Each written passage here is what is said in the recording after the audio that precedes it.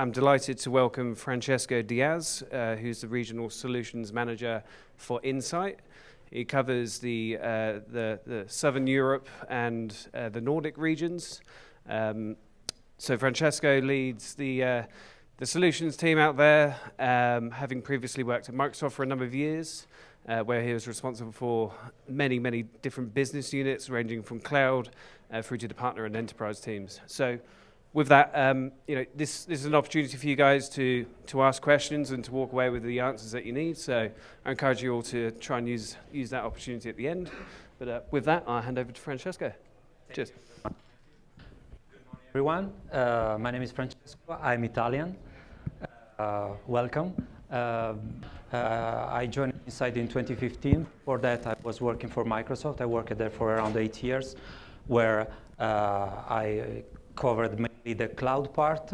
My skills are on the data platform and on the Microsoft area. I also wrote a book for A Press. It will be published in 2 months because we just finished the technical review with Microsoft, so it will be out to probably beginning of June. And it covers also this topic that we are going to cover today. About the agenda, we will do a quick introduction to Azure Data Lake. Then we will see 2 of the core services of the platform. One is the Data Lake store, and the second one is the analytics part, okay? So Data Lake is part of the Advanced Analytics Intelligence Suite that Microsoft provides, which is based on 4 pillars. The first one on the left is about the information management. So all the data orchestration part is covered by that. On the second one, there is the big data stores, and Data Lake Store is part of that. The third one is the machine learning and advanced analytics. And the fourth one is more on the client side. So you have the cognitive services, for example, and all the stuff required also to do dashboarding and BI, thanks to Power BI. So where is Data Lake? Data Lake is actually composed of 3 services. So Data Lake Store, as we said, Data Lake Analytics, and then there is a third one called HD Insight. We will not cover it today because we don't have time, but just to say a couple of words on it, HD Insight is basically a managed Hadoop cluster. What does it mean? It means that Microsoft provides the possibility to set up the cluster, choose the number of nodes you want to run. You have, of course, access to each one of the nodes in case you need to do advanced settings or publishing your code. But all the stuff required to the hardware and also the infrastructure management is done by Microsoft. In the case of Data Lake Store and Analytics, they are full platform as a service services, which means that you just need to create the account and you focus only on the design of the solution. You don't cover the number of nodes, you don't see the cluster behind, you just focus on the design. We will see a couple of demos later. So we told that it is about store. So if you look at the part behind, Azure Data Lake Store is actually based on HDFS.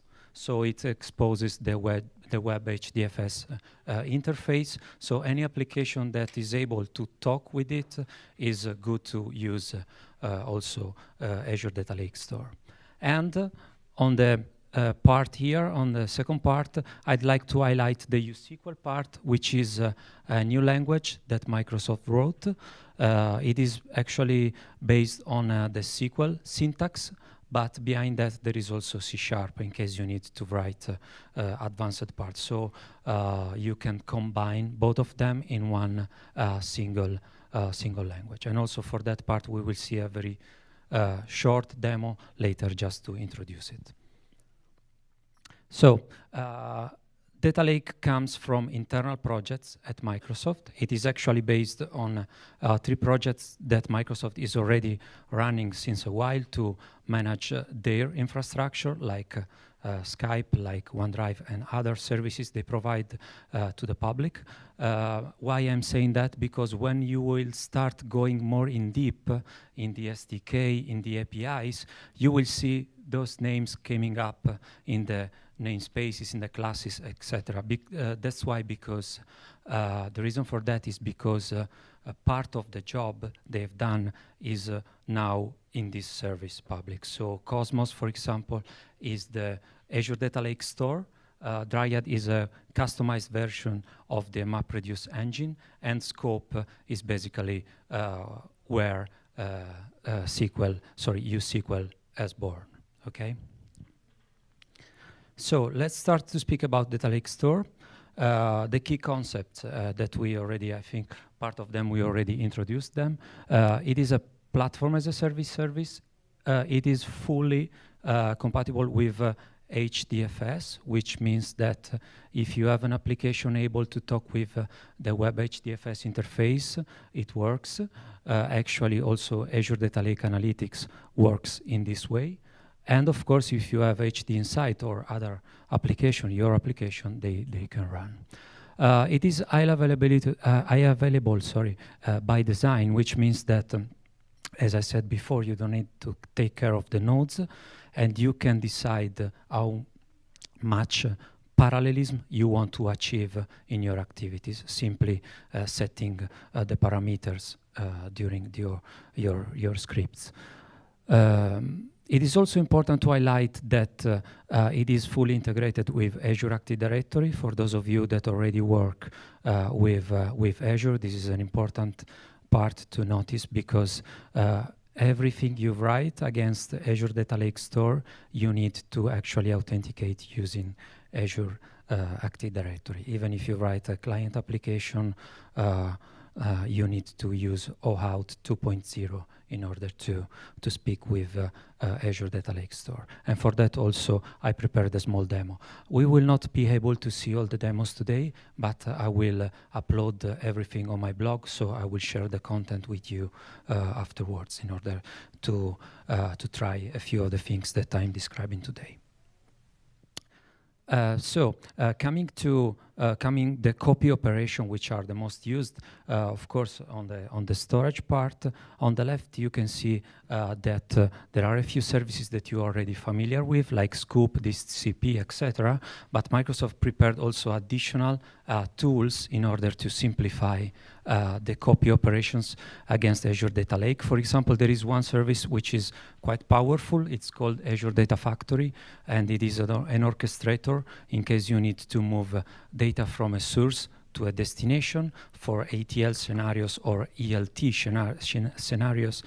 This is a tool that you should check in order to see how it works, because it has the opportunity to work with several sources of data.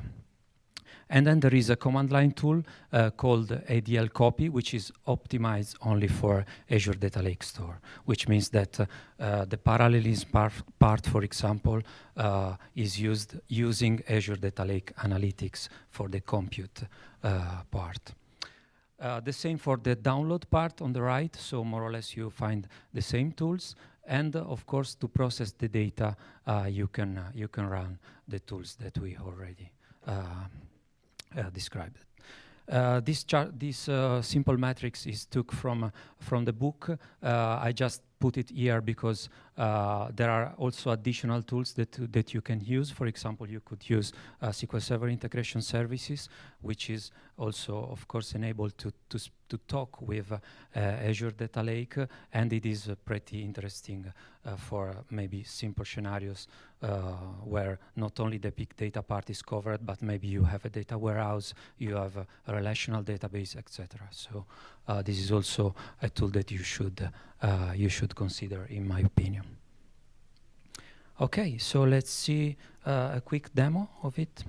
So this is the Azure dashboard, and if you need to create a new Azure Data Lake store, you just need to fill a few information. One of them is the FQDN, because it is a platform as a service, so that means that this name on the web should be unique, and this suffix will be added automatically during the creation. The resource group is just the logical group where the service will reside, and then you have the possibility to choose the data center location where to position it, the service. Consider that in the case of Azure Data Lake, not all the data centers that Microsoft provides are enabled to host a data lake store. In the case of this service, only 4 data centers are enabled. 2 are in the US and 2 of them are in Europe.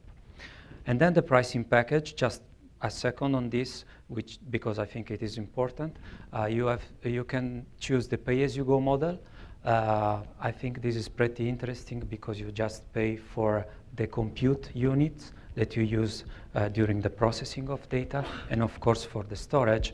But the difference between having a cluster always in place, up and running, and this kind of services in terms of cost is very important. So with our customers, we are using data lake store in some cases also for this specific reason, because on Azure, having a cluster up and running H24, it's quite expensive depending on the compute units you want to use. In this specific case, you just use the units only for running the job. When the jobs are finished, you don't pay except for the storage, of course. So let's go to an account that is already created. I said before that it is enabled to work with Azure Active Directory. If you look at here, I have the possibility to enable not only users and groups, but I have to enable also the applications that I want to enable for the communication. This is called in-out service-to-service authentication, and it is made basically thanks to this web interface.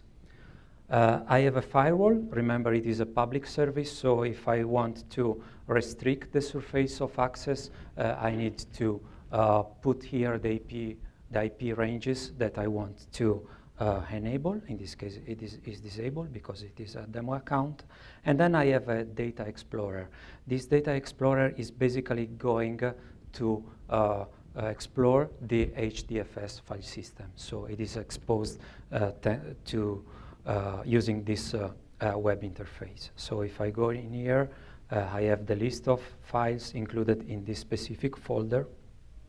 And depending on the file format, I can also see what's inside that file. The security part, you can drill down and have the security also per file. So if I want to override the root security system that I set up, I can do it here. And also I can set up the expiration of a folder or of a file. This is also pretty useful when you are using HDFS for staging purposes. So you can just set up the expiration of the files, and then you don't need to pay anymore for the storage that you are using. Okay, so let's see Active Directory here. What I did here is to register an application. So if I go to see the list of applications, one of them is enabled to talk with Azure Data Lake, and I will use the credentials of this application to use my code to access Azure Data Lake Store, just to do a simple test. If I go to Visual Studio here, what I'm basically doing here is connecting to the Data Lake Store API. I'm using the Azure Active Directory tenant that we just saw in the web interface, and these are the application ID and the application secret key that I created for the service-to-service authentication. So what this very simple script does is actually test that everything works in order to write an hello world sentence inside a file. So if I run it,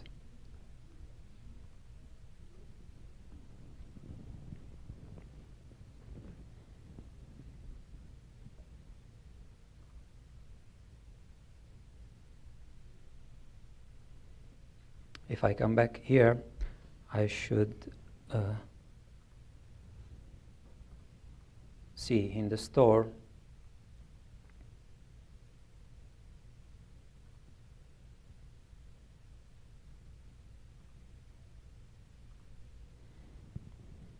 that everything works. So this is useful if you need to write a more complex application just to test that everything works. You have a client application. We don't have time to see it, but it is a command line tool. It is cross-platform, so you don't need to have Windows to use it. And I will leave also a few scripts for that in order to test the platform. I'd like to show you, before going to Data Lake analytics, also the possibility to move data using Data Factory.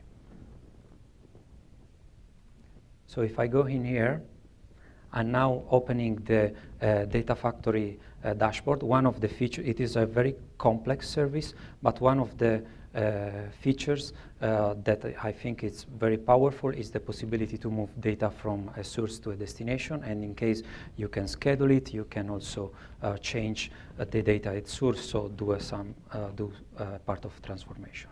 What it does, it gives you the possibility to access a few data sources. For example, in this specific case, I'm going to use the Azure Blob Storage, where I have a folder there with a few CSV files inside it. So I will choose the storage account.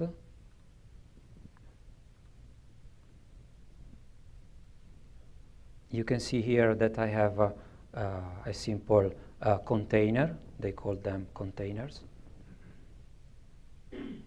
And I have a few possibilities here. I can do a binary copy, I can do recursive copy, including subfolders, etc. And I can enable also the compression during the copy, which is also very interesting to use. In this case, I will do a binary copy. I will choose Azure Data Lake Store as a destination.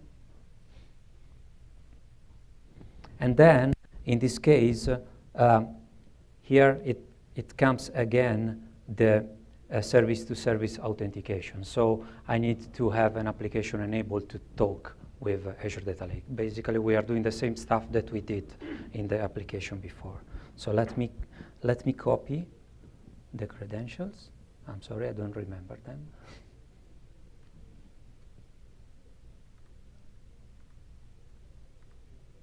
And please, if you have questions, don't hesitate. Okay.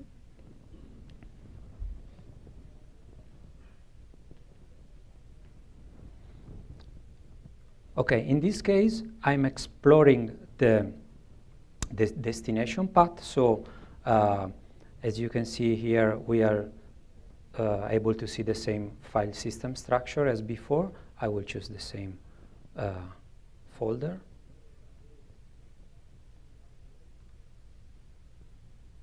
And in here, I have a very important part. I can decide how many copies I want to run in parallel.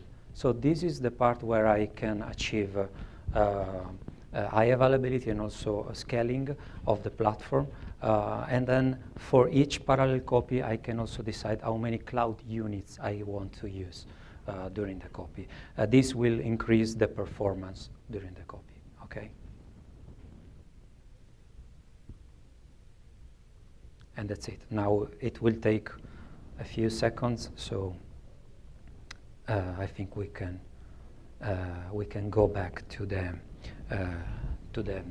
slides. Anyway, you have a monitoring tool. You can monitor if everything is working okay, and in case, change the script accordingly. So any questions before we go to the Azure Data Lake Analytics?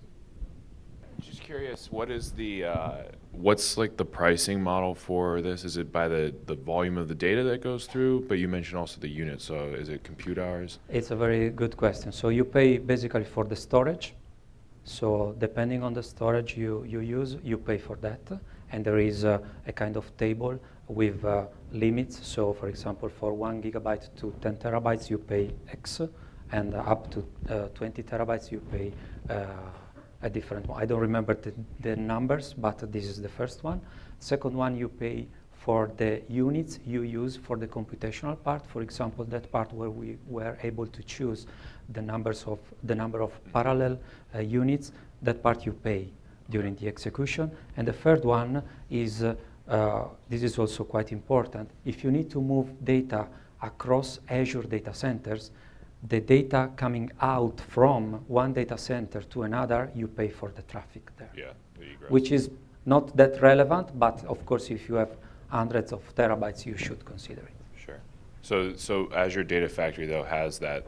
That's the one that has the kind of the fixed data volume pricing that is associated with it? Yeah, for Azure Data Factory, Yeah. you pay for the number of jobs you execute, if I'm not wrong, and you pay also for the service itself. So when you create an account, you pay for it. Okay. It is not that much, but in case, for example, in the workflow, you create an HD Insight cluster and you keep it there, up and running, then you pay also for that, of course.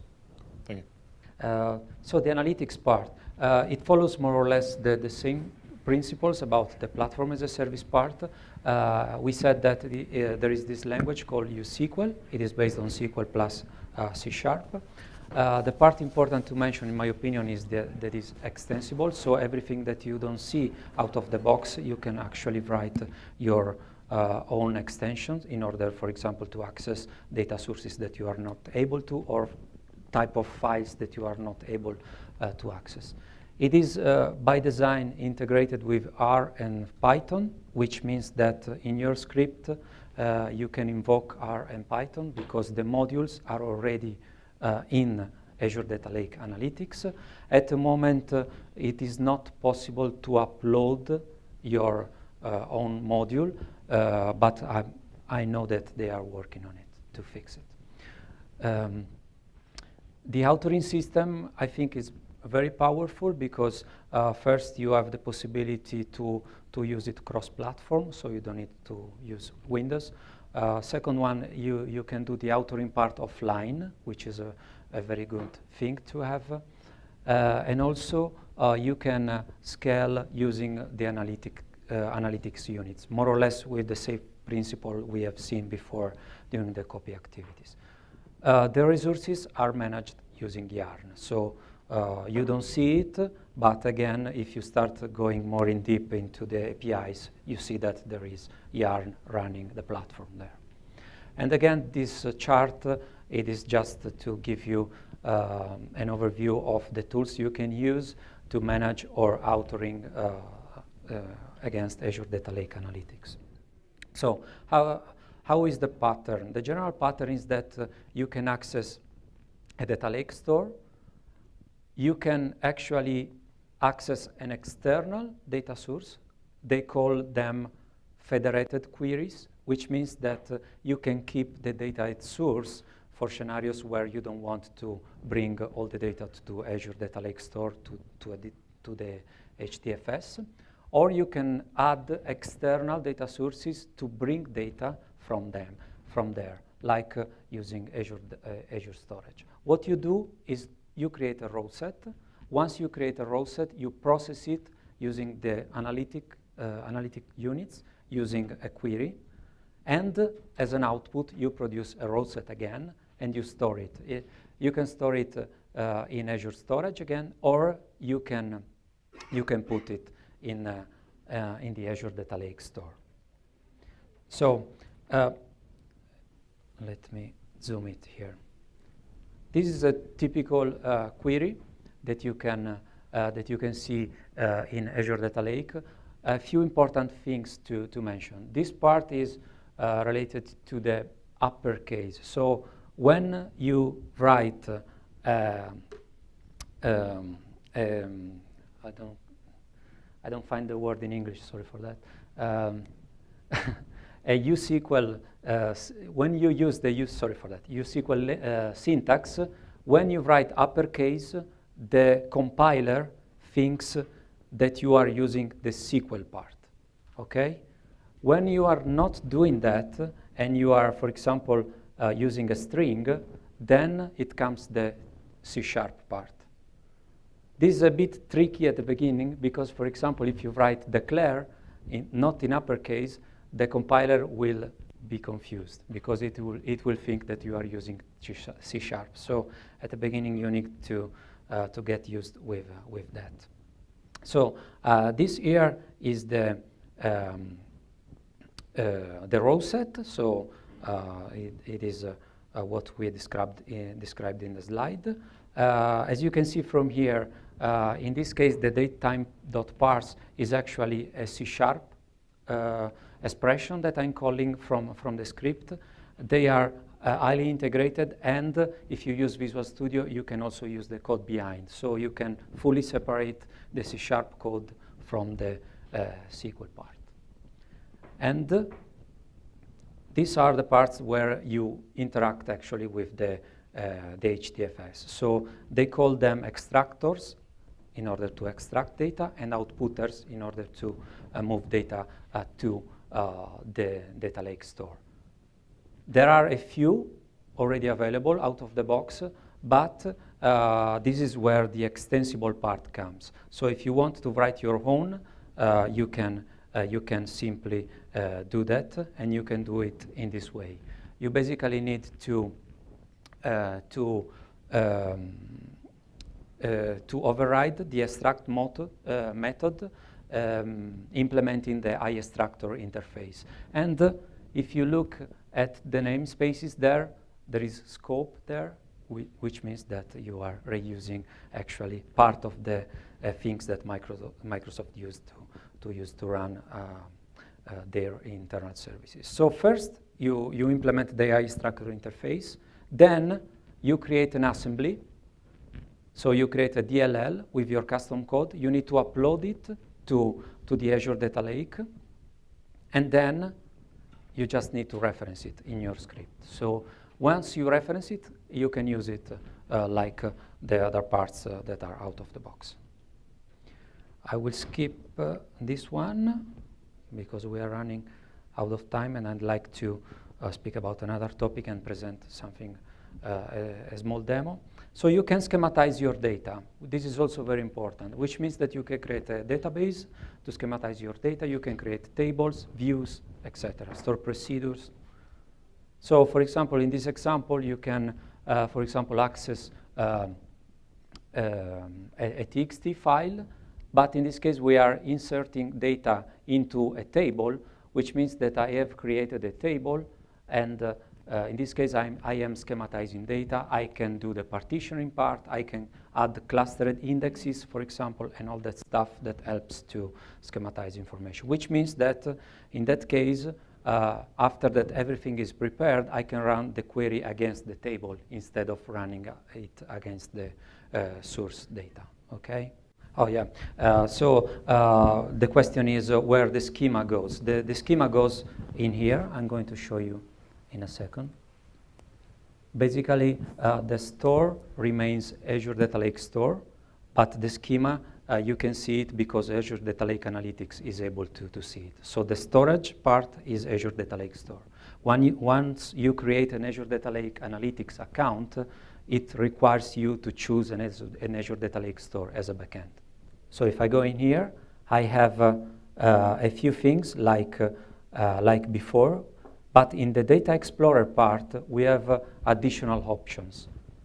For example, in here, not only I am able to see the tree view of the HDFS, but I'm also able to see the catalog. So these are the databases, and inside it, I can see all the schema. So if I open one just to see what's inside, for example, in this case, I'm opening a view, and this is the code of the view. So in order to have this, you need to have an Azure Data Lake Store, an Azure Data Lake Analytics account in order to process all this part. And there are additional things. For example, in this case, I also created an assembly. So I am able to run custom code simply creating a reference to to this assembly, and also I can do other things. For example, I can connect to external data sources. So this Azure Data Lake Analytics account is also able to talk with a relational database directly from the engine. So I can run, if I want, federated queries against this source. So another thing that I can do, I can run jobs directly from the web interface. So let me copy and paste one U-SQL script. I can put it here, and I just need to choose the job name. And this is the part where it is important to choose accurately the numbers of analytics units. First, because you pay for them. Second one is that you need them in order to reduce the amount of time to process your information. By design, you have up to 250 analytics units that you can run in parallel, but actually for a couple of customers, we requested to Microsoft to extend this so they can do it. You just need to open a service request to them, and they can change this parameter.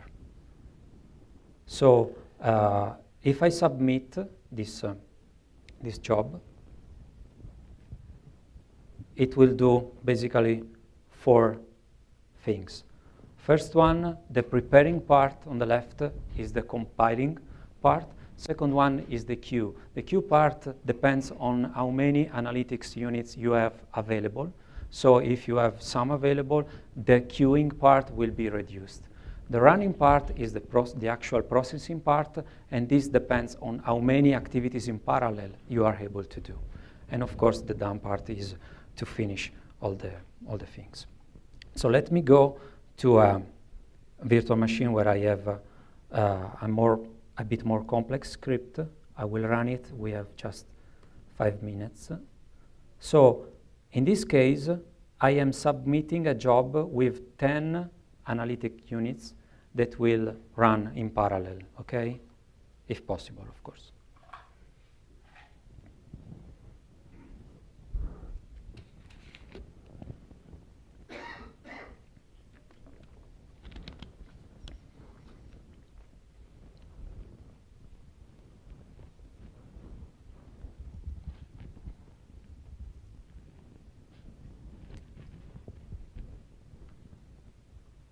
A bit slow. Why?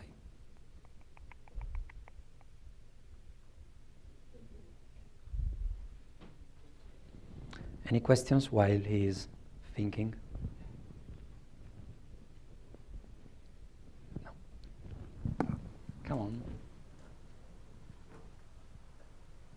Okay. So you have basically the same interface as the web part, but in here, what is happening is that the compiler is processing things. So what you can see here is that the compiler creates the execution plan, like more or less like in SQL Server, and depending on how these stages are positioned here, it means that there are either dependencies. For example, the second block for sure depends on the first one, so it can't run in parallel. But in this specific case, you can run things in parallel. And the unit of execution, it is called vertices. So the vertex part, it is assigned to the analytics unit. So, for example, in the third step, you have 8 vertices that you can run in parallel. So if you have at least 8 analytics units, you can run them in parallel. Then, depending on the time required to execute this will affect, of course, the amount of time the job will require. So in this case, I have finished the execution. Of course, the temptation for the developer could be, okay, I will put 20, 30 analytics units per execution, which is not a good, of course, approach, because you will pay a lot. So in order to do the tuning part, there is a tool available here, which is called analytics units analysis. you can load the profile, which means that it is loading the job that you have just executed. And what is telling us in this case is that this job in particular have been executed using it at maximum 6 analytic units, but we have allocated 10. So, and these 6 have been used just for a short amount of time. So the tuning part is this one. So when you write the queries against the services, it is very important that in the first stage you take care of this. For the development part, you don't need to run online because you have the possibility to do the execution locally, but you can't do parallelism, so you have only one analytics unit available. And I think I covered almost everything I wanted to cover. So I'm open to questions. Yeah. So for the AUs that you just showed, are you expecting the user to tune the number of AUs needed, like 6 versus 10? Am I charged for the 10 or for the 6 that was actually used? Yeah, it's a very good question. Yes, because at the moment there is no way to, let's say, restrict for an administrator the number of analytics units that a developer is allowed to use. So if you give the account to the developer, he is able or she is able to run 250, for example, analytics units in parallel. So this part is on the developer to take care of at the moment. So you cannot hard code this part from the administrative point of view, unfortunately. Okay, thanks. While creating the data copies, is there an option to copy it onto the cross data centers? To copy? To copy the files. Mm-hmm.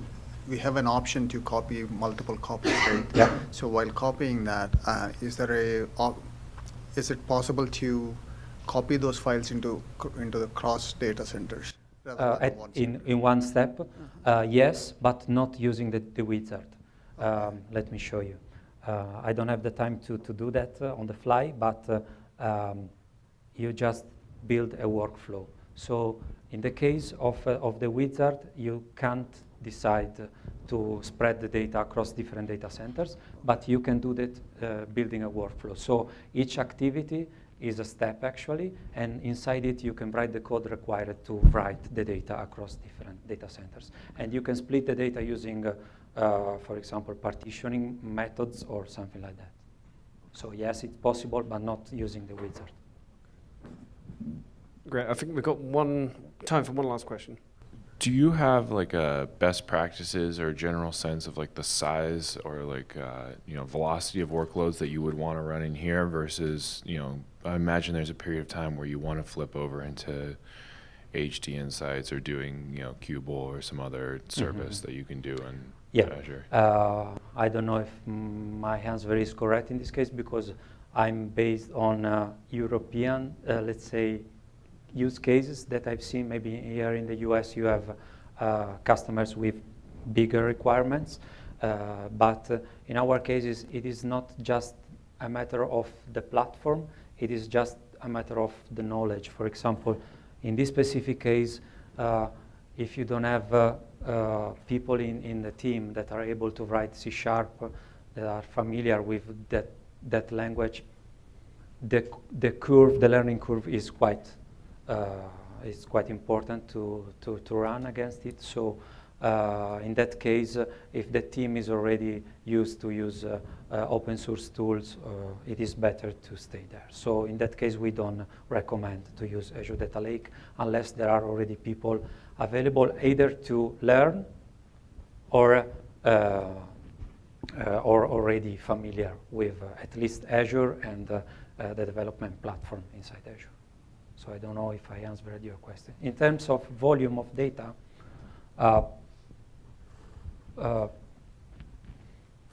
I'm thinking, but I haven't seen many, let's say, scenarios where we said, no, this is not the right platform to adopt. It was more a matter of knowledge in that case. Great. Well, I think that concludes Francesco's session, so thank you very much.